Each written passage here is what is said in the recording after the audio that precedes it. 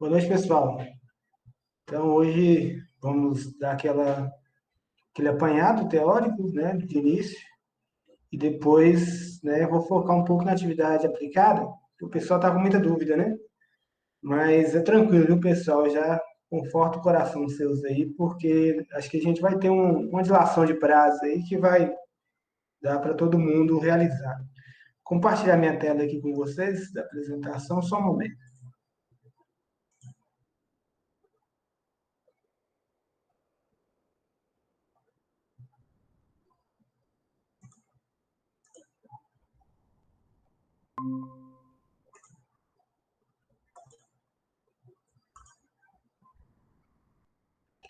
Então, né, o último webinário, né, nosso, censuramento remoto e mais tarde de cartografia para geoprocessamento. Eu pedi para vocês no Fórum 3, né, para vocês falarem sobre as plataformas de censuramento remoto. Li as mensagens lá, muito boas, várias contribuições, né, várias informações atuais. Isso é importante, pessoal. Então, a ideia, né, que a gente teve, né, do censuramento remoto foi o seguinte, né? Vocês têm um conhecimento básico. Lembrando que a gente está numa disciplina de 20 horas e não dá para a gente esgotar o tema nessa carga horária. Nem com a carga horária extensa a gente consegue, né? É muita coisa, muita informação, uma infinidade de aplicações na área. Então, isso vai muito daquilo que vocês vão fazer na prática, né? Se vocês correm o risco de fazer chegar serviços para vocês, né? Nessa área vocês utilizam várias plataformas ou várias implementações de softwares, vários softwares. Então, assim, a gente não pode ficar restrito, né? E geoprocessamento é isso, galera. Censuramento remoto também é. Já alerta vocês, já conversei com alguns cursistas, né, sobre isso. Não tem receita de bolo, né? A gente está fazendo o simples aqui. Então, assim, é uma área muito atrativa, muito boa, mas precisa de uma iniciativa, precisa de que vocês procurem solucionar problemas, né? Não tem como a gente ter um método pronto e acabado e você só chega lá, senta a bunda na cadeira e faz rapidinho com 30 minutos. Isso não existe nessa área, eu já falo para vocês. Existe quando você está bem adaptado, né? E você consegue processar rápido, mas mesmo assim, né, é perigoso. Se você tem um computador que não te processa, não te dá um processamento rápido, e você tenha que recorrer a outros métodos. Um software mais simples, né, umas imagens menos, recortar a imagem, né? Então, demandar tarefas. Eu falo aquele que vai trabalhar na área aplicando. Agora você entrou na pós-graduação, você tem a vontade de dar aula nessa área, né? Então, assim, tem que correr a mais um arcabouço teórico mais robusto, né? Então, assim, isso é só uma introdução. Espero ter alcançado, assim, uma curiosidade e ter alcançado aquilo que eu tracei, né, como método. E ele tem vários gargalos, é lógico, né? Um método para essa carga horária em um mês ele não é acabado, né?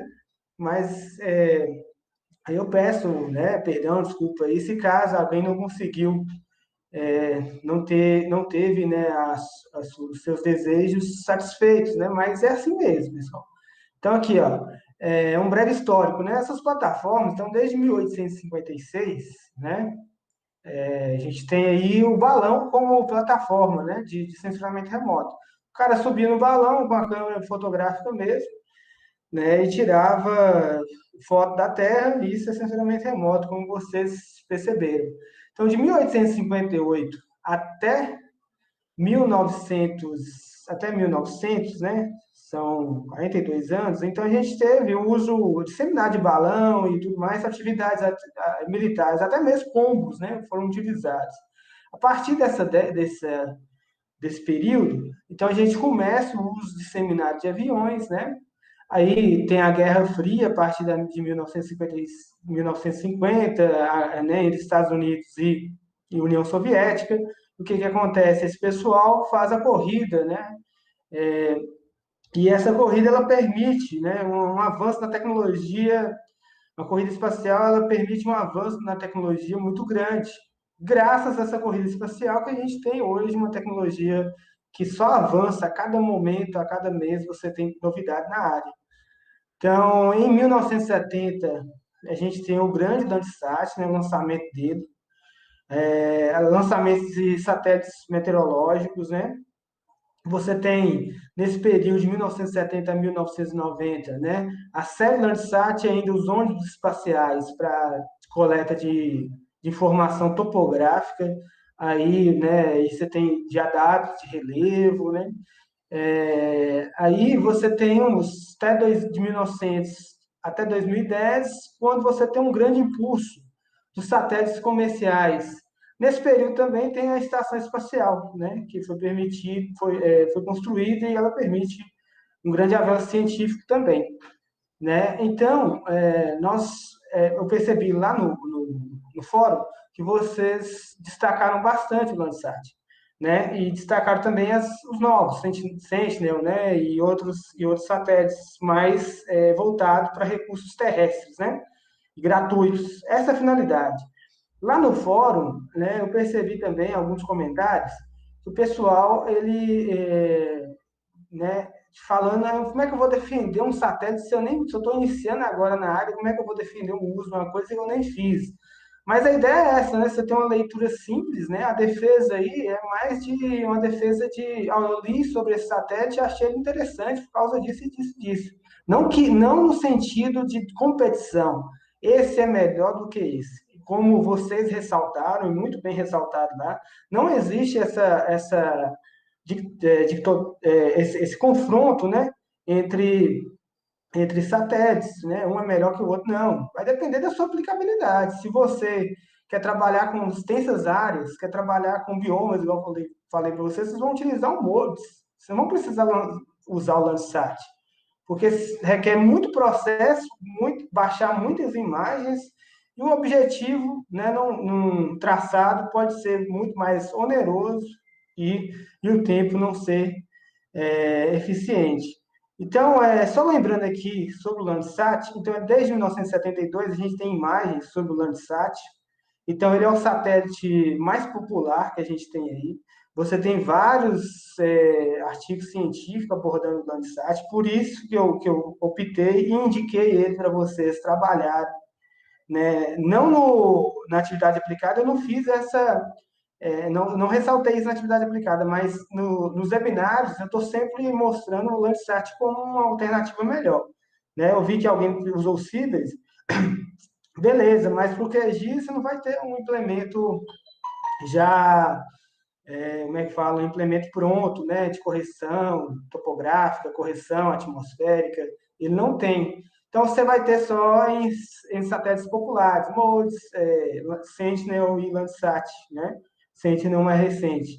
Então, em 1972 até 1980, a gente teve Landsat 1, Landsat 2, Landsat 3, né? Então, esses satélites eles mudaram pouca coisa, né, em relação ao multiespectral, e também, só que aí você consegue perceber um avanço a partir do Landsat 4, Landsat 5, até o Landsat 7, lançado aqui de 2000, que teve sua vida útil, né, de 2000 até 2000 acho que caiu em 2007, não sei, não lembro bem. Esses satélites têm uma composição radiométrica melhor, né? Então, eles têm uma evolução, começa a ter a banda pancromática, né, com 15 metros, tem as termais, e assim por diante, até chegar nesse Landsat 8, o bonitão hoje, né, de 2013 até agora, é um satélite espetacular, né, que você tem uma radiometria muito boa, as imagens com um aspecto visual melhorado em relação ao Landsat 7, né? E você tem mais bandas, né, para você estar trabalhando, né? Você tem duas infravermelhos médios, né? Então isso já contribui para nossa receita de bolo aí para estudos de desmatamento ou análise de outros elementos da superfície terrestre, né? pelo Landsat 8 por causa da quantidade de bandas espectrais que traz acoplado. E para setembro agora, tem a previsão de lançamento do Landsat 9, né? Como os anteriores, ele vai ser uma evolução do Landsat 8, beleza? Ele não vai ser ele não vai trazer novos instrumentos, nada disso. Ele vai melhorar a sua radiometria. Então, aqui, né? Isso aqui é extremamente importante. Toda hora eu passo, todo webinário, eu tento mostrar isso para vocês. Né? A gente quer aplicar, quer fazer, quer saber usar QGIS, ENV, QGIS. Não é uma finalidade, galera. Isso é só uma ferramenta, é só um meio para você atingir a informação. Então, como você atinge a informação? É o conhecimento desse comportamento espectral, né? Então, aqui a gente tem o Landsat 8, licença aqui, pessoal, o Landsat 8, com essas discriminações aqui, né, essas características. E ele tem uma resolução radiométrica de 8 bits. Vocês acham que estão cansados de ver essa tabela, né? É uma característica dele, ele tem 30 metros, né? E né, uma banda pancométrica de 15. E o que é importante, né, que eu não pedi isso na atividade aplicada, porque eu sei que muitos estão introduzindo ao censuramento remoto agora. Né? Eu não pedi para fazer essa correção atmosférica, sendo que isso já, em algumas plataformas que vocês baixam os dados, ele já vem pronto. Tipo, um exemplo dessa plataforma é o Waste Explorer. Né? No início da nossa disciplina, ele estava com um problema, né? E o pessoal tentou baixar e não conseguiu, mas ele já está estável. Então, ele tem essa Collection 1, Level 2, que já vem com a imagem já é ortorretificadas, né? Então ela já tem correção geométrica, correção topográfica mínima, e já vem com correção atmosférica, né? Mas essa correção atmosférica não inclui a banda pancromática de 15 metros e as termais de 60 metros, porque são resoluções diferentes, né? E a coleção 1, level 1, é somente imagens ortorretificadas. O que é isso?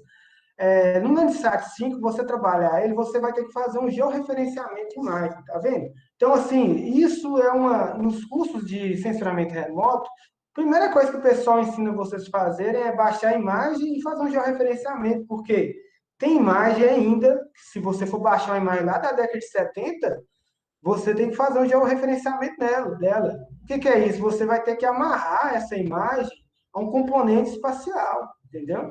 Então, elas não estão certinhas, né? Então, você tem que fazer uma correção mínima nelas, porque se você gerar informação com elas, o que acontece? A informação pode ocasionar de erros geográficos, né? O rio que passa num determinado local, ele vai cair lá 6, 7 metros de distância. Então, tem que fazer o georreferenciamento dessa imagem. E essa correção atmosférica a gente utiliza muito, como eu falei para vocês, quando a gente tem, né, muito elementos atmosféricos trabalhando nessas imagens. Não é para toda a área, mas como é um passo comum e já está virando um padrão no censuramento remoto, se você não encontrou a imagem com correção atmosférica, você tem que fazer, mas é um procedimento simples. Não é necessário fazer nessa atividade aplicada. Para quem não fez ainda, não é necessário. Eu só estou mostrando para vocês que isso é um procedimento, e um procedimento que é necessário para vocês estar de acordo com os padrões cartográficos e científicos, né, e atuais do censuramento remoto. Sobre o Landsat 9, né, ele vai ser chamado de OLI-2, né, que seria as imagens de recurso terrestre, e irá capturar observações de superfície da Terra em bandas do visível, infravermelho próximo, de ondas curtas, com a precisão radiométrica aprimorada. Então, antes era de 12 bits, né? Agora, a radiometria dele vai estar com 14 bits. Quem teve a curiosidade, leu o material, a apostila disponibilizada, vocês viram lá várias resoluções, né? E entre elas está a resolução radiométrica. A resolução radiométrica é essa capacidade de contraste que a imagem pode te dar. Então, esse sensor do Landsat 9, ele tem uma capacidade muito maior radiométrica, então você vai ter uma imagem com uma melhor qualidade, isso já é bom. Então, isso também, por outro lado, né, você precisa mais um pouquinho mais de processo, porque a imagem, em vez de ter 1,2 GB, pode ser maior. Então, está vendo, você tem que estar sempre amarrando, né, as questões de processamento com, né, de máquina que você tem, de PC, com um trabalho de sensoriamento remoto na prática, né? O outro satélite comum aí na área é é esse aqui, ó, o satélite Aqua, né, Terra, porque são dois satélites que carregam o sensor MODIS. Você tem, hoje a gente tem uma infinidade de artigos trabalhando com MODIS, né? Porque o MODIS ele é um satélite multiespectral, ele tem várias bandas espectrais, ele tem 36 bandas. Então você pode dividir ele. Aqui tem um comparativo dele com o Landsat, né? Sensor TM e ATM+. Então, o MODES, com as bandas 1 e 2, ele tem um pixel de 250 metros. Já as bandas 3 a 7, o pixel é de 500 metros. Então, ele tem todas as bandas, as faixas do Landsat aqui, ó. Ele tem a faixa do visível, do infravermelho próximo, e essas bandas de 1 até a 7, ela tem de 250 e 500 metros. Então, você tem uns termos, umas terminologias nesse modes que vocês vão ter que procurar para saber quais são as de 250 e quais são as de 500 metros, né? E as faixas, né, maior de 500 metros são as termais, né? Essa faixa de infravermelhos de ondas curtas. Desculpa, infravermelho de ondas curtas.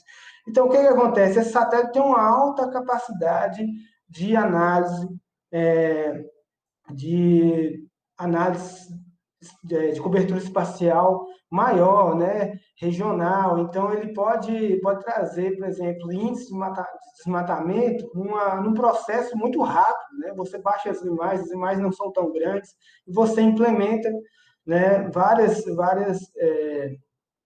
análises com esse sensor. Né? Ele tem da banda 8 a 36, né? Que são a grande maioria delas que estão na faixa do infravermelho termal. Mas também o problema dele aqui, que seria um problema dependendo da sua análise, igual sempre, né? Destacando isso. Mas você quer tratar com dados é, é, globais ou regionais, você tem um pixel de 1.000 metros, 1 quilômetro, né? E você tem essa quantidade de bandas, ó. Você tem bandas o visível, azul, verde, vermelho, infravermelho próximo, infravermelho médio, infravermelho termal. Então ele te dá uma gama de opções que ele se torna um instrumento também muito utilizado, né? Teve um trabalho agora do ano passado mesmo que eu utilizei ele para me detectar queimadas numa área, né? O Landsat não me apresentou, ele me apresentou só cicatriz de fogo, mas eu não descobri quando o fogo iniciou.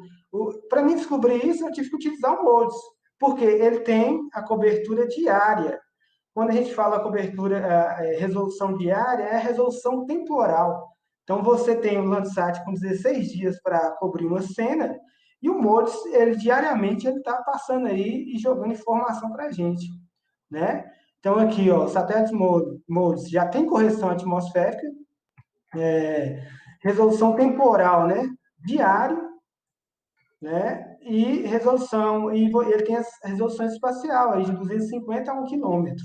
Isso eu li aqui, né, um exemplo de como você visualiza esses dados lá no Earth Explorer, né? Uma plataforma muito comum de sensoramento remoto, onde que a gente baixa nossas imagens.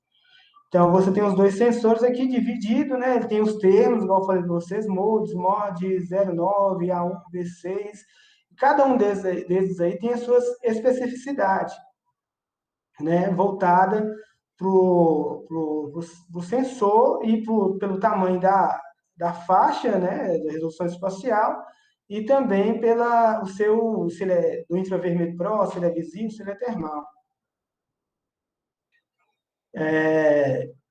E outro instrumento que hoje é atual, de 2015 até hoje, né, você tem essa constelação de satélites, né, do Sentinel, né? Ele é um satélite, ele também é um sensor, somente o Sentinel-2, né?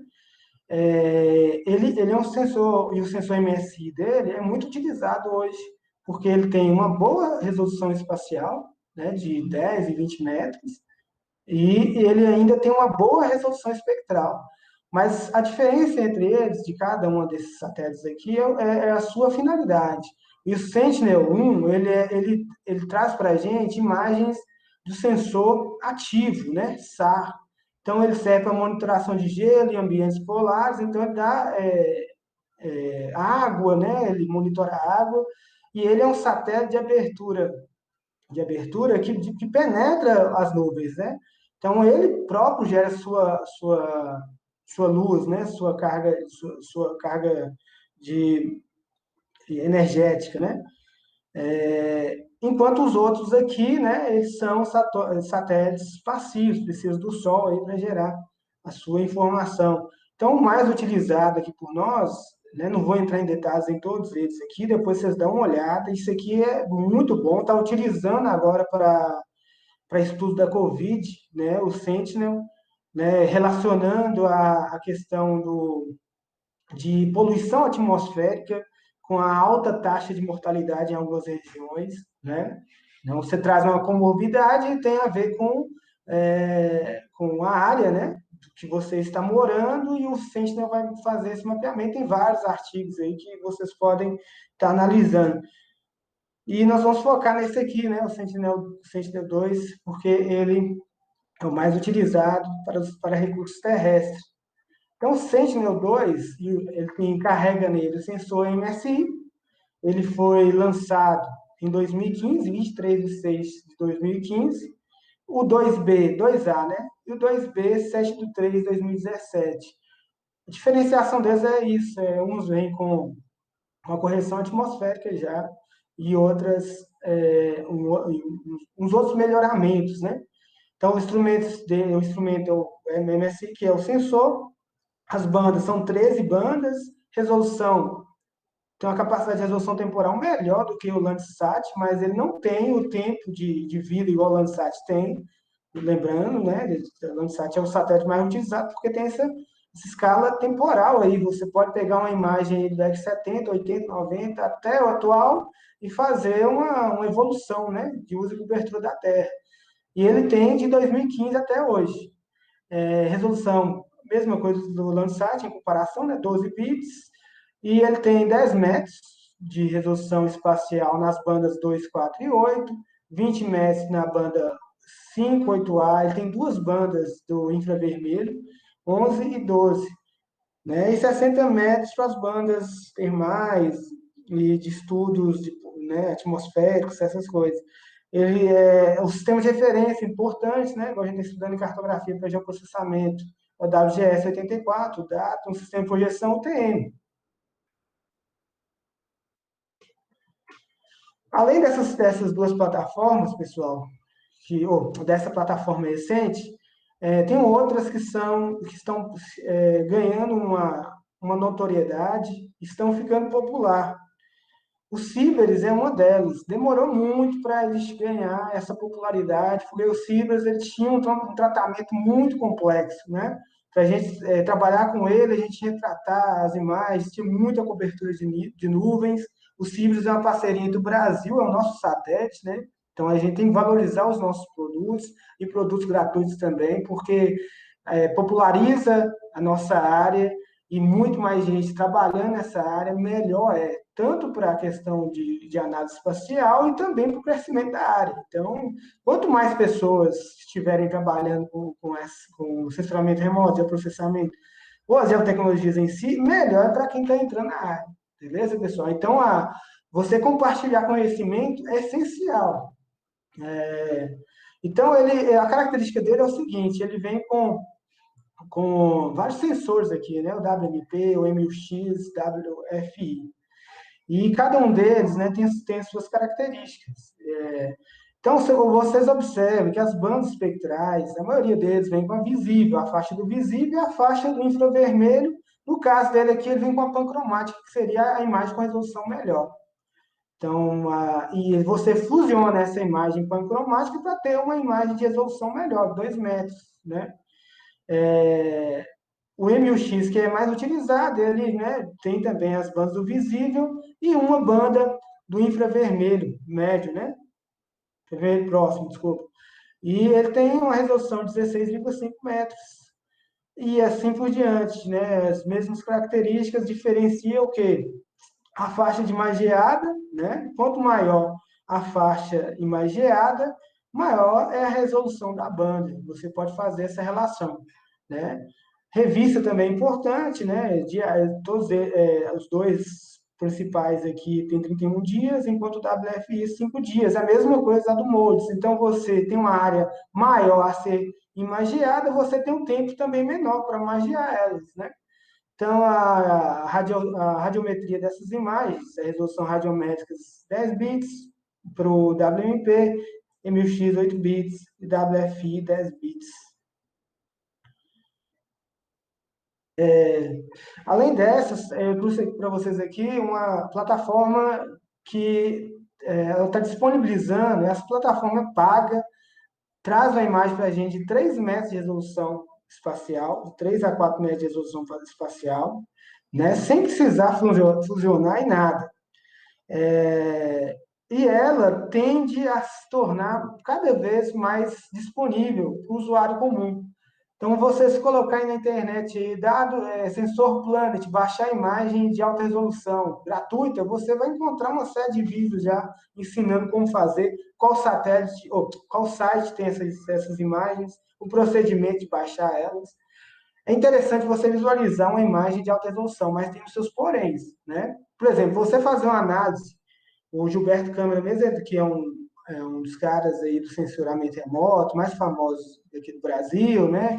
Trabalhou no INPE, trabalha ainda no INPE, ele está falando, ele diz isso, né? Porque tem uma ideia do Brasil começar a utilizar essas imagens, comprar mais dados do Planet ou trabalhar com imagem de alta resolução, só que o processamento desses dados requer super máquinas, né? Porque as imagens são gigantes, ela tem mais acurácia, tem mais, você consegue enxergar mais, mas tem seus problemas ao processar esses dados. Né? Então, para queimar, para a área de queimadas, talvez seja interessante, mas para cobertura de desmatamento, você já tem um Landsat que já te dá o Landsat, o Moldes, né? Te dá resultados muito bons e muito menos onerosos, né? Então, ele tem outra coisa que é interessante, que ele é diário, né? Então, você tem revista diária desse sensor. Então, se você tiver curiosidade, dá uma pesquisada sobre esse sensor Planet. Sensor não, satélite e o sensor é o WMP.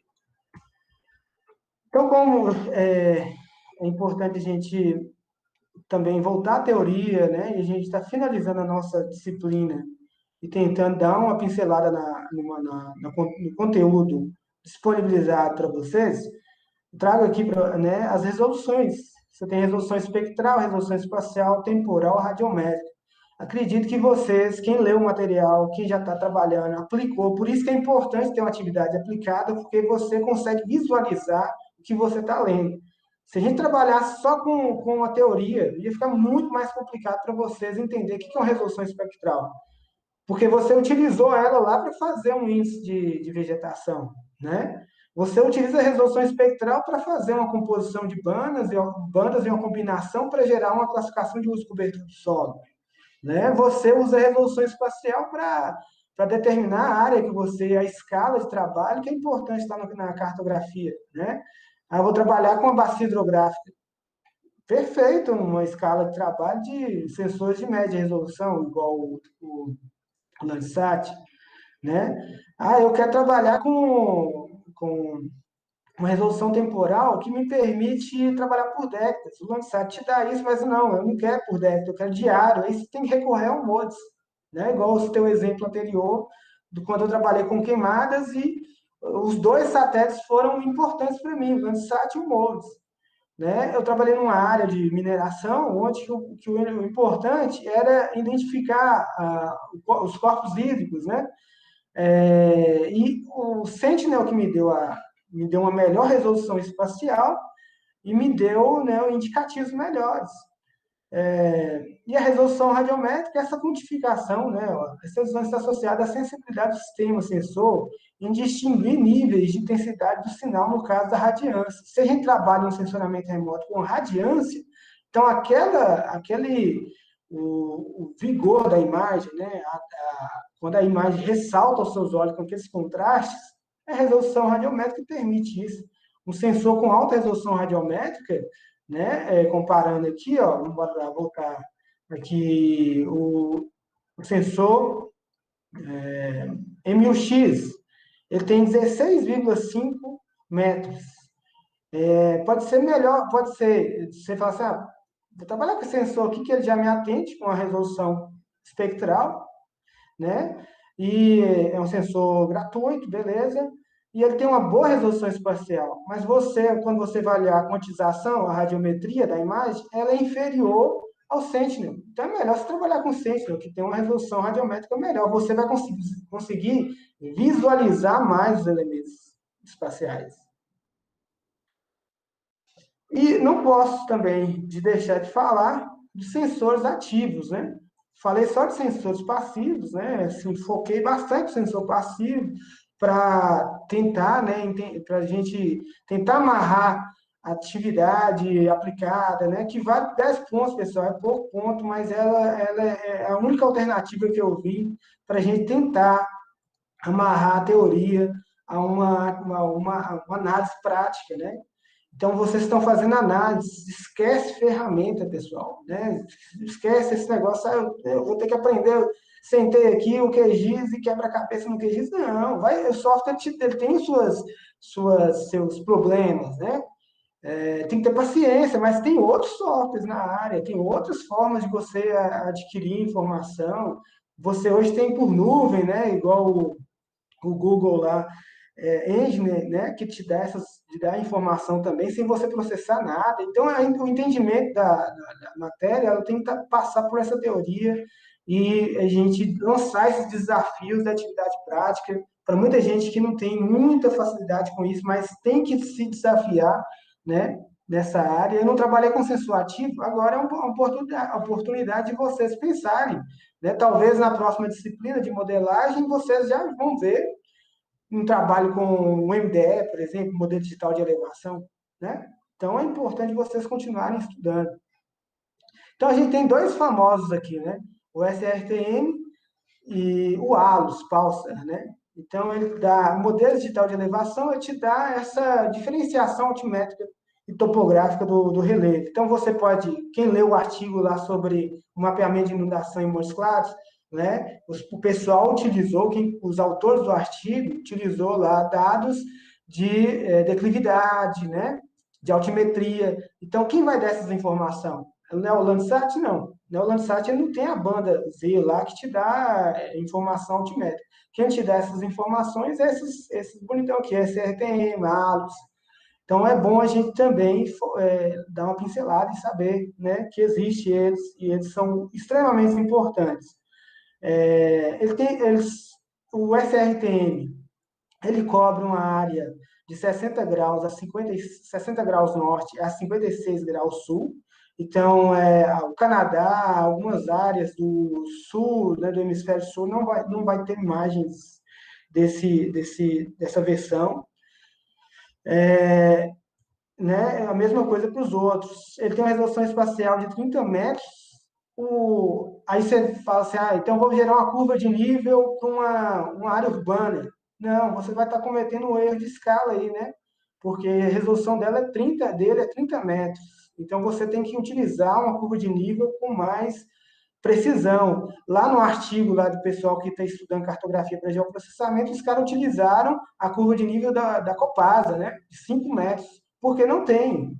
Mas você pode interpolar. Ó. Esse aqui tem 12,5, você pode chegar assim, interpolando, utilizando o interpolador, né? Então, aqui você tem as referências espaciais, né? Tem uns que você vai ter que levar em conta que eles estão, né, no datum norte-americano. Aí você tem, né, o tipo de sensor, todos eles, né? Dependendo da banda, todos são radares, né? E E as bandas, essas bandas aqui, a gente teria que entrar em detalhes, mas não deu tempo. É, né, o período também temporal deles é pouco tempo, mas as imagens são utilizadas. Topografia não tem muita mudança, né? Assim, tão drásticas, igual da superfície, assim, né, vegetal. Então, isso tudo que apresentei para vocês vai depender da sua análise, né? Do que você quer para o seu projeto, do que você quer. Você lá como professor da universidade quer fazer uma análise topográfica, né? E amarrar isso à questão de ocupação do uso do solo, você vai utilizar tanto sensores ativos como passivos, né? Então, você vai ter que ver qual que é o melhor para o seu projeto. E agora, para a nossa atividade prática, eu já mostrei para vocês como fazer aquelas correções, né? Apresentei mais ou menos como fazer a correção atmosférica, nos webinários anteriores. Eu apresentei para vocês como, como gerar, né, abrir uma imagem lá no QGIS, e hoje nós vamos fazer a classificação. Para fazer a classificação, pessoal, aí eu peço para vocês, hoje, um pouquinho mais de paciência em relação às dúvidas, né? Antes a gente estava terminando às 7h40 para vocês colocar as dúvidas em questão aqui para a gente ir respondendo. Hoje nós vamos dar uma esticada um pouquinho mais só para a gente fazer essa atividade aplicada aqui, né? Essa atividade prática. Aí a gente diminui lá na hora do intervalo, né? Que estava de 15, vamos passar para 5, para facilitar e ajudar a gente a entender isso aqui. Então, quando você está com a imagem em mãos, né? E você precisa visualizar esses dados. Quando você baixou lá, quando vocês baixaram lá a, a Landsat, o Acibos, qualquer imagem que vocês usaram para atividade aplicada, na primeira etapa, né? Que eu peço para vocês criar um passo a passo para baixar uma imagem. Aí o cara foi lá e criou só o passo a passo e esqueceu de baixar a imagem, né? Então é interessante você baixar, porque vai precisar, eu não acabei não ressaltando isso, mas subentende, você, um aluno de pós-graduação, você tem que ter esse tipo de expertise, né? Então tem que baixar essas imagens para me gerar informação. Não é só saber onde está, né? Tem que saber onde elas estão e como baixar elas. Esse era o objetivo lá da prática 1. Aí elas vão vir um pacotão de imagem, né? Tem sensor que vem com 13 imagens, 1 GB lá, que é imenso. E você, e aí, o que eu vou visualizar? Esse trem tudo preto e cinza. Como eu vou enxergar esse negócio? Então você tem que jogar essas imagens para os canais vermelho, verde e azul, que são os canais visíveis, né, que nossos olhos conseguem identificar. E através dessa composição que você vai unir essas três bandas principais, você pode pegar lá a banda verde, vermelho e infravermelho, por exemplo, e jogar nesses canais, e ir brincando com elas, para ver o que vai dar de resposta para você. E através dessa implementação aqui, é que você vai fazer a sua chave de interpretação, que você vai identificar os alvos, né? Sem elas, dá para fazer sensoramento remoto? Dá. Você trabalha lá com equalização, trabalha com gráficos, e você consegue, através de uma banda, isso é informação, não tem problema, mas são os usuários mais avançados nessa área, né? Então, além de você jogar essas imagens, você precisa de 3 bandas no mínimo para você gerar uma imagem colorida. Você tem que entender qual é a finalidade do seu mapeamento, né? Eu quero mapear, eu quero só a cor natural para mim ver o que tem nesse lugar. Beleza, você vai lá e faz, cor natural, para visualizar, e os seus dados vai aparecer na cor natural daquilo que, né, o satélite ele captou. Mas eu quero trabalhar com a vegetação, e eu preciso, então, que a vegetação seja em destaque. Então, eu tenho que jogar o infravermelho no canal, porque a gente descobriu lá, através das aulas anteriores, o que o infravermelho para a vegetação é a melhor banda que tem, né? Ela vai conseguir ressaltar a vegetação e discriminar melhor os outros alvos. E você joga vermelho no canal verde e a verde no canal azul. Sua imagem vai ficar com a coloração, né, mais vermelha, né, que isso é chamado de falsa cor, nas vegetações. Ah, não, eu quero trabalhar com urbano. Aí você tem que, essas sugestões aqui, né, de trabalho, que seria aqui sim uma receita de bolo, que não quer dizer que você não pode trabalhar com os outros. Você só tem que tomar cuidado para não trabalhar com bandas de resolução diferentes. Você tem que trabalhar sempre com a resolução delas, né? 30 metros, 30 metros. Agora você pode pegar todas elas e fazer a configuração que você quiser. Então, para a Urbana, através de estudos e, né, científicos, artigos aí, descobriu que as faixas melhores para destacar a Urbana é essa, infravermelho de ondas curtas, infravermelho, um outro infravermelho de ondas curtas e infravermelho próximo. Agricultura, infravermelho junto com as vermelhos, né, médio e próximo. Para que isso? Quando você tem essa imagem, você consegue fazer a interpretação visual, a mais conhecida aí nos trabalhos acadêmicos, é chamada chave de interpretação, né? Que são os elementos de interpretação lá que você utiliza geometria, cor, rugosidade. Isso tem um material lá na apostila, tem que ler para vocês entenderem também essa questão, né? E vocês vão conseguir, através dessa leitura, o seguinte, né? Eu quero a classe temática corpos d'água. Aí você faz essa chave de interpretação. Corpos d'água com ou sem presença de sentimento. A textura é o quê? É mais lisa, né? Aqui para vocês verem. Qual a tonalidade? O RGB aqui, ó, 6, 5 e 4. Então, bandas do infravermelho, médio e próximo e a vermelho. Aqui, ó, banda do visível, 432, né? Na sequência, ao contrário, ele vai te dar uma informação meio parecida com. Ó, se você fazer ela dessa forma, 6, 5 e 4, usando a infravermelho e as visíveis, né? Você vai conseguir visualizar dessa forma os corpos d'água azul, as áreas encobertas de pastagem rosa ou magenta, né? E um verdinho clarinho para vegetação. E você vai ter uma diferenciação de vegetação por dossel. O dossel mais alto, a vegetação vai estar mais escura, mais herbácea, mais clara, e assim por diante. Então, isso aqui é extremamente importante. Eu acho que é mais importante do que você ficar quebrando a cabeça no software. Né? Primeira coisa é entender isso. Né? Aí ficou mais uma dica para vocês, né, que o software é uma ferramenta para vocês adquirir essa análise. Quando você faz ela no visível, ela fica desse jeito. Então, área urbana, área com presença de edificações.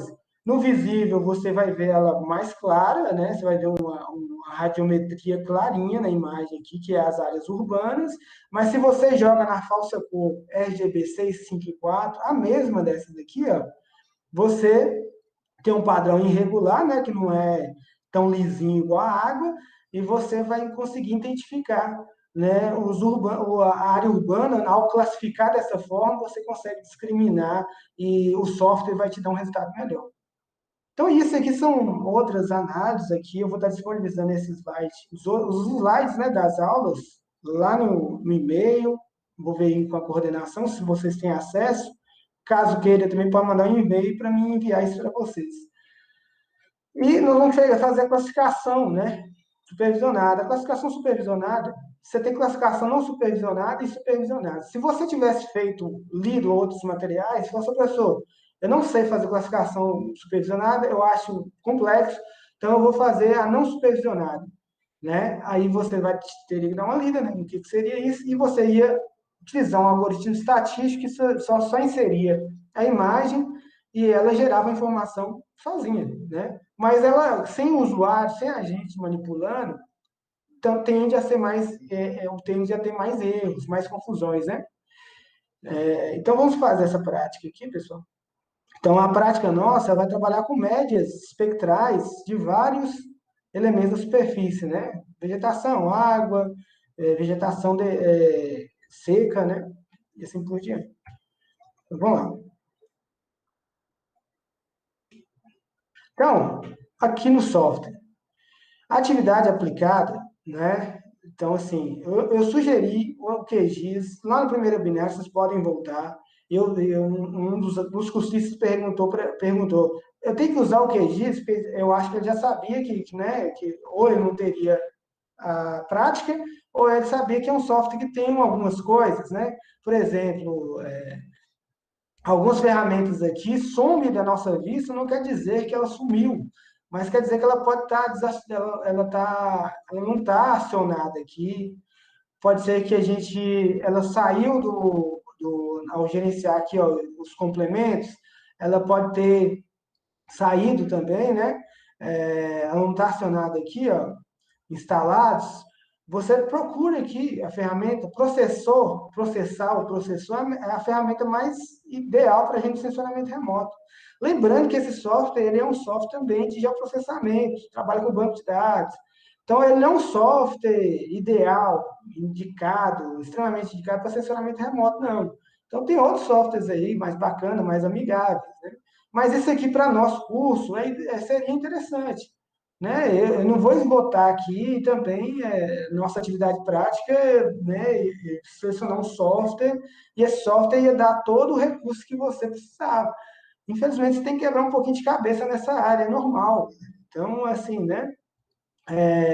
Então, lembrar, né, dos dados que você está trabalhando. Então, primeira coisa, eu vou trabalhar com raster, né? Então, eu tenho que saber onde que eu salvei minhas imagens, né? Onde que eu salvei meus rasters. Então, se você não souber disso, você vai já quebrar a cabeça igual doido, entendeu? Aí você vai ficar louco. Então, você tem que ter organização. Então, eu salvei meus dados aqui em aula de cartografia, aulas da SR Cartografia, então fica fácil para mim entender. Então, aqui é a minha imagem, eu baixei essas imagens, vem essa sequência e tudo mais. Mas para mim fazer, o que eu quero? Classificar uma imagem no caso aqui, a cena relativa aos municípios e região metropolitana perto de Belo Horizonte. Então, essa cena aqui, para mim, é ideal. Talvez você precise classificar uma área maior, você vai ter que baixar outra cena. Tá vendo? É uma coisa assim que depende do seu trabalho, não tem como eu chegar e apresentar para vocês, é assim que faz funcionamento remoto, não tem jeito, né?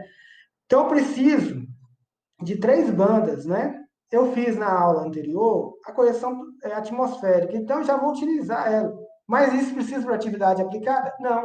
Na atividade aplicada, eu peço simplesmente coisas bem objetivas, não precisa querer fazer. Eu recebi uma infinidade, cara, um monte de zap, né?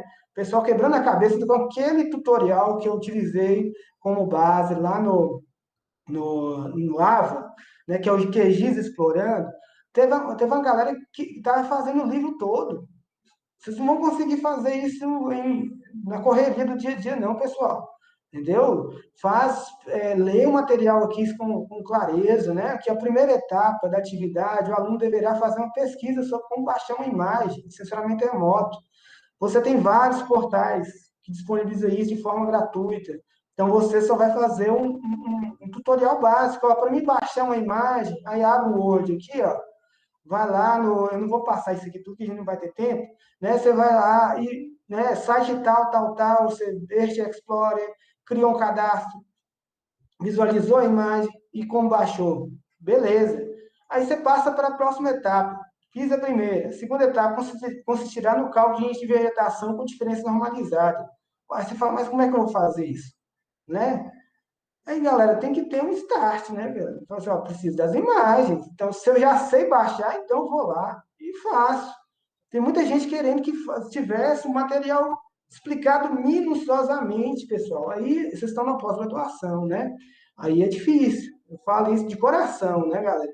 A gente tem que ter uma iniciativa e tentar fazer as coisas. Se não conseguir, o professor quebrei a cabeça, esse tempo para mim tá difícil, mas eu quero aprender esse negócio, né? Tem outras formas, né? A gente não tem uma só.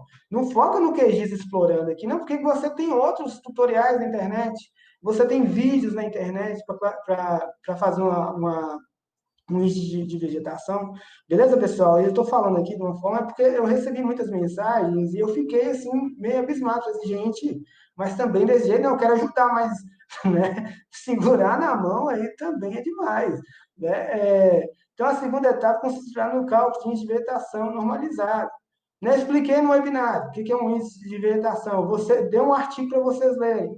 Tem que caminhar com as próprias pernas. Né? Para isso, o aluno deverá seguir as instruções presentes no tópico 18. É o tópico 18. Aí você vai lá no tópico 18 do QGIS Explorando, o cara manda um monte de coisa para vocês fazerem, faz um monte de composição, faz um monte de processo, aí você enlouquece mesmo, você fala, meu Deus do céu, que loucura é essa? Mas, ué, a gente tem que ter, não, o objetivo da atividade é o índice de vegetação. Eu vou lá na página, né, 206, e vejo, né? Aí o cara ele vai ter, ó, pede para a gente inserir a camada raça. Para mim, o importante aqui, né, nos tutoriais, pessoal, isso aqui é comum na área. Né? Tem coisa que eu não sei classificar, eu não sei usar. Tem software novo, eu vou recorrer a esses tutoriais. Por isso que eu joguei esse da internet. Preparar um tutorial só para o curso, eu fiz, né? Fiz para cálculo de vegetação e fiz um agora, e joguei lá na segunda-feira, de classificação e cobertura do solo. Né? Então, o que vocês têm que ter? É um tipo de iniciativa já, né? Então, você não precisa fusionado. O que é isso? Fusionado é o arquivo dele, né? O fusionado é o arquivo que ele utilizou, né? Que ele diz explorando, ó, Dalla, Corte et al. Não fui eu que fiz esse tutorial. Isso aqui é só para você entender o processo, dar uma lida primeiro, não sai fazendo, lendo e fazendo. Mas isso aqui foi superado. Aí eu fui pedir para vocês me pediram um passo a passo de índice de vegetação. Tá lá, desde semana passada. Tem que ter acesso, procurar, vocês têm que vasculhar os materiais que estão na plataforma. Né? Se não conseguiu visualizar, manda um e-mail, eu te mando o tutorial. Eu fiz um mais básico e o NDVI vocês, as pessoas já fizeram, já recebi já algumas atividades. Aí eu sabia que a gente ia agarrar na classificação. O maior desafio seria a classificação mesmo. Porque classificação ela é complexa, galera. Né? Classificação não é uma coisa fácil mesmo, porque ela tem que recorrer vários tópicos, mas isso é um desafio, pessoal. Né? Eu joguei isso aqui para vocês, é para vocês realmente entender como funciona e, a partir disso, vocês procurar também, por outros meios, entender o entendimento. Né? Então, eu vou fazer aqui para vocês, nesses minutos que faltam, essa terceira etapa. Então, você pode, se você quiser seguir o livro, você pode seguir, mas não se atenha aos termos e aos arquivos que eles utilizaram. Você tem que entender o, o processo, só o processo. Né? Como é feito, o que ele pegou a imagem lá. Aí vem outro questionamento que eu acho plausível, que é em relação às versões do QGIS. Eu não tenho não consegui acessar o QGIS que foi solicitado pelo professor, que é o 3.11.4, né? Eu vou baixar lá no site. Perfeito, cara, é isso mesmo, você tem que baixar, mas você tem que entender que cada versão desse software, ele traz também, que é um problema que eu acho que todo mundo passa a raiva com o QGIS, é porque ele muda os termos, as terminologias, as ferramentas estão lá, mas está com outro nome. Né? Então, isso realmente aí. Mas é o único software que teria para mim de forma gratuita, assim, com mais tutoriais, com mais elementos na internet, para vocês procurarem por conta própria. Né? Então, teve esse problema, e a gente vai estar adiantando essa atividade para domingo, para vocês até enviar, né? Mas tentar fazer, galera. Né? Então, vocês podem utilizar esse livro. Mas, aqui, ó, alunos, aí no caso da terceira etapa, é a classificação de imagens 244 a 259. Não é para fazer o livro, é só ir nessas páginas, ver o processo, mesma coisa, né? E realizar uma classificação de uso e cobertura. Então, o instrumento a ser avaliado é o quê? A captura de tela. Então, todos eles é uma captura de tela que vocês vão dar um print na tela e colar aqui, né? E colar a sua tela, print, né? PRTSC, é uma teclazinha que tem aí no seu computador, que você faz a captura da tela e joga aqui e explica o que você fez. Essa é a forma mais tranquila para a gente fazer uma atividade que requer passo a passo, requer esses processos. No, para classificar, pessoal, então a primeira coisa que você tem que definir, né? Abriu suas imagens lá, salvas, né? Você precisa de três bandas. Você precisa fazer a pilha de todas? Na última aula eu dei sugestão de fazer com o usuário de avançado. Mas aqui na atividade aplicada, não. Você pode pegar as bandas através da compreensão lá, né? Aí tem uma leitura, precisa da composição. Vou pegar as melhores bandas, eu quero destacar a vegetação. Então, vou pegar as infravermelho. Ou então, eu quero trabalhar com infravermelho com vigor da vegetação. Então, você tem na internet essa receitinha de bolo para saber para você trabalhar com essas bandas, né? Com essa composição. Você faz uma composição para você visualizar e a combinação de bandas é para determinar o que, que você quer fazer, quer visualizar. Abriu aqui, ó, adicionar. Aí ele é meio burro, sem fechar aqui, ó, mas ele está aqui, as imagens, né? E você vem em raster, isso tudo está no material, pessoal. Então, você está fazendo aqui só para, mais uma vez, explicar. Em raster, miscelânea, mesclar seria. O que é mesclar? É juntar essas imagens, é compor elas, né? Então, ele utiliza, em vez de. Ele podia colocar composição, facilitaria a nossa vida, mas ele coloca mesclar, aí você fica doido, né? Aí você vem aqui mesclar, seleciona suas imagens, você quer todas. Ele vai vir na sequência correta, ó, B3, B4, B5. Você poderia inverter essa sequência para você já ter uma imagem falsa cor, por exemplo, né?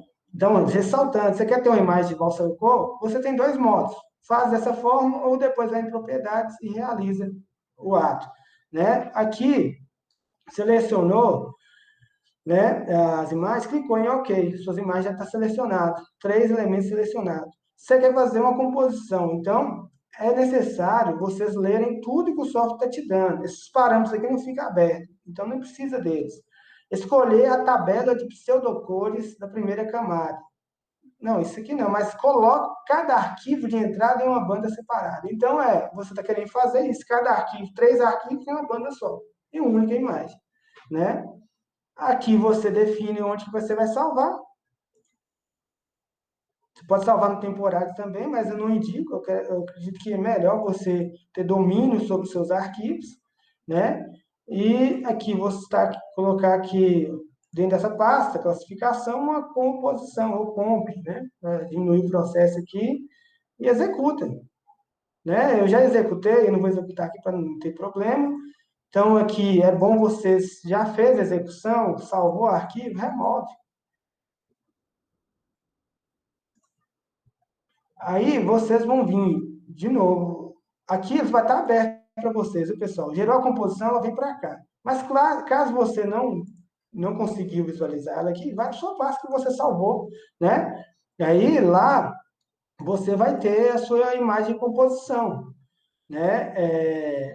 Então eu tenho aqui composição 2, que foi uma que eu fiz lá no para atividade. Aí ela já aparece. Peraí, pessoal, processar. Então, aparece para a gente.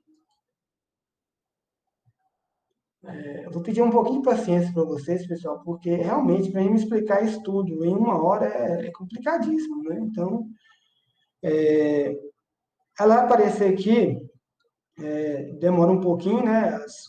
A execução dela, né? Não deveria, mas isso acontece. Se aconteceu isso, você pode fechar o software, né? Ah, tô nervoso, quer fazer rápido. Mas não precisa não, calma.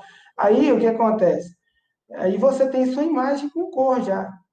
Essa cor é a que você quer? É necessária para você? Tá vendo como é que demora o processo? Eu estou trabalhando com a cena toda. Aí eu indiquei lá no tutorial que você fazer um recorte da área, porque você processa rapidinho, né? Aí eu não vou fazer aqui de novo, né? Porque vai demandar um tempo aqui. Segue o tutorial aqui, pessoal, ó. Passo a passo para a classificação, ó. Aqui eu dou a dica para acessar, ler o material todo, por favor, né? Acessar como fazer uma combinação de bandas. Aqui eu falo toda a forma de mesclar. Aí lá embaixo eu mostro como cortar a imagem, né? E assim por diante. Eu vou mostrar aqui para vocês Ele estava gerando lá, né? Mover essa camada, a composição, nossa. Ah, eu não gostei dessa cor, não. Vem aqui, botão direito, mostra isso lá no tutorial também. Propriedades. Aí vai abrir a propriedades do arquivo e você altera a sequência de bandas. Ela está banda um, banda 2, banda 3. Mas isso é só uma terminologia do software. A banda um sua, você tem que saber quem é a banda um lá, que seria a banda 3, né? A banda 2 é a banda 4 e a banda 3 aqui é a banda 5, que seria aquela. Aí parece um loucura isso, né? Mas é aquelas faixas do infravermelho. Aí você vem aqui, troca de posição, ó, né? E aplica. Aí você tem uma imagem com a vegetação que você está querendo, né? Aí você tem. Aí, por exemplo, quero recortar essa imagem, ela está processando, demorando demais. Não vou mostrar o recorte aqui por causa do tempo. Segue o tutorial, por favor. Aí você vem, já só recortei elas, né? Aqui, recorte. Abrir, adicionar, fecha aqui, ó. Aí o processo é mais simples, mais lento, mas com mais rapidez, é lento ainda mais com mais rapidez de processamento. Ela abre, a gente consegue manipular ela com mais facilidade. Só que ela vai vir naquela sequência e você tem que. É bom você salvar ela já na falsa cor, porque você não precisa fazer esse processo de novo. Mas se veio dessa forma, aí, ó, de novo, ao contrário. Aí você tem uma banda na falsa cor, evidenciando a vegetação, né? E aqui, você, para fazer a classificação, né? Nossa, o tempo tá difícil. Para fazer a classificação, eu também pedi para vocês utilizar o SCP, né? Aqui eu fiz aqui por opção mesmo, né? O SCP não está vendo aqui, não está aqui, né? Então, você tem que vir, sumiu. Por que sumiu? Você vem gerenciar, instalar complemento, cancela de novo, SCP. Ele não está instalado nessa versão de software, porque eu estou utilizando a outra versão. Aí, no caso, você vem, né, gerenciar, instalar do complemento, procura ele, SCP, tudo. Aí ele tem aqui, ó. Aí você vem e instala. Não vou mostrar isso de novo, porque eu já fiz isso no webinar. Você vem, clica sobre ele, instala. Vai começar aqui, instalar. Beleza? Aí você instala ele, instalou o complemento. Instalando, você tem que ativar ele. Não esquece disso, você tem que ativar, senão você não vai ter ele aqui para você classificar, né? E aqui eu vou passar só uma pincelada por avançar do horário no nosso material, que facilita, não vou ter que processar nada. Então, eu recortei, né? Aqui, ó, fiz um recortar raster para aquela área. Aí depois eu vou lá para classificação, ó. SCP, aí, ó, classificação de uso e cobertura do solo. É o passo 6. Você já fez tudo, fez a composição de banda. Não precisa ler o material de novo. Vai para o passo 6 que tem a classificação, como fazer. Acessa band 7, né? Aqui você vai, não esqueça, ó, faz os passos que eu estou ressaltando aqui, ó. Acionar a sua imagem recorte, verificar se ela veio para cá. Não esqueça disso aqui, ó, ela tem que estar acionada aqui também, né? Eu deixo aqui evidenciado também, dá uma lida nisso aqui, não passa o olho. Aí você vai criar suas amostras, sua amostra de treinamento. Onde você cria isso? No SCP-Doc. Você vem aqui nesse bichinho aqui com essa negocinho amarela, clica aqui em cima, ele vai direcionar para uma pasta, você salva com o nome que você quiser, escreve amostras, por exemplo, treinamento, né? Eu coloquei amostras de treinamento. Depois que você fez isso, não esqueça de acionar, deixe acionada ela do jeito que está aqui. Observar que os arquivos estão aqui, ó, recorte a minha imagem e as amostras. Não esquece disso. Aí depois você vem, ó, os objetivos da classificação é MCID. O que é MCID? É um número que o software utiliza, é igual identificador, é igual sua identidade. Então, a minha identidade para a água, eu determinei 1. Para vegetação, 2. Para urbano, 3. E assim por diante. Aí eu mudo aqui, MCDID 1, água, E o ID, e a classe name também, né? C1, aí depois C2, C3, independente das classes que você vai utilizar. Professor, eu não quero fazer um montoeiro de classe, eu quero classificar só duas coisas, binário, quero classificar urbano e água. Cria duas classes, MCID1, água, MCID2, vegetação. Tá ótimo, você faz isso rapidinho e tá pronta a atividade. Né? Mas para você, antes de você classificar, você tem que colher as amostras. O mínimo é 5 amostras para ficar bom. Né? Mesmo assim, vai ficar bom. Vai depender de mais vezes você fazer isso. Aí você vem aqui e desenha sobre a área. Eu quero água, então a água é isso, eu vou desenhar sobre ela. Aqui, desenhei. Aí desenhei, não pode esquecer, pessoal, disso aqui, ó, de salvar. Todo desenho você tem que salvar. Todo desenho salva. Desenhou aqui, salva. Desenhou e vai salvando para ele depois você classificar. Né? Aí ele vai te dar essas tabelonas aqui com as cores, com as classes, né? Água e vegetação.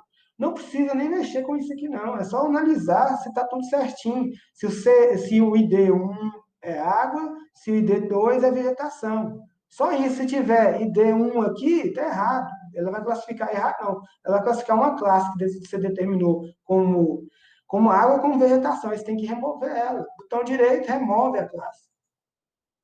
Terminou? Vai em SCP. Terminou de colher as amostras? Vai em SCP, banda processing, né? Classification. Beleza? Aí você classifica. Aí, ó, não esquecer desses negócios, de acionar essas caixas. Você vai usar o MCID para classificar, por isso que é importante o MCID ser diferente para cada classe. O algoritmo, você tem vários, eu indiquei que o mais comum, que é o MaxVer, né? Esse Mac é o mais comum aí no mapeamento de uso e cobertura do solo. E o algoritmo selecionar aqui um modo, né? O algoritmo vem em RAM, né? E ele vai direcionar para sua pasta, né? Seleciona sua pasta lá e você salva a imagem, isso vai aparecer aqui. Terminou. É só isso. Eu sei que aí você pode definir aqui suas classes. Ah, eu gostei dessas. Ele vai definir cores aqui de acordo com o que ele acha que é interessante. Aí você pode colocar a cor que você quiser e mandar, né? Dar um print e mandar aqui.